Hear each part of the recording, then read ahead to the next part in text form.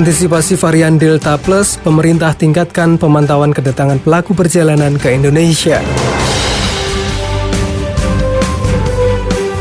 Kementerian Kesehatan meningkatkan penguatan pemantauan di pintu masuk kedatangan pelaku perjalanan dari luar negeri, baik pintu masuk udara, laut, dan darat.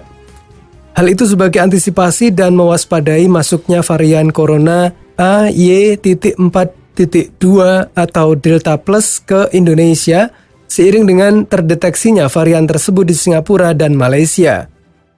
Hal itu dikatakan juru bicara vaksinasi COVID-19 dari Kemenkes RI Siti Nadia Tarmizi dalam konferensi pers terkait PPKM melalui kanal YouTube Sekretariat Presiden Rabu 10 November lalu. Untuk mengantisipasi masuknya atau importasi varian-varian baru, salah satunya adalah varian AY.4.2, kita sudah melakukan penguatan di pintu masuk negara, baik itu pintu masuk udara, pintu masuk laut, dan pintu masuk darat. Kita tahu bahwa tidak semua pintu masuk negara yang saat ini kita buka untuk pelaku perjalanan luar negeri. Menurut Siti Nadia Tarmizi, semua pelaku perjalanan wajib melakukan pemeriksaan pada saat masuk atau entry test dan setelah masa karantina atau exit test bagi semua pelaku perjalanan internasional. Pemeriksaan pada saat masuk ataupun entry test dan setelah selesai karantina atau kita sebut sebagai exit test wajib dilakukan pada semua pelaku perjalanan. Dikatakan Siti Nadia, saat ini di tingkat nasional dari total lebih dari 8.000 sequencing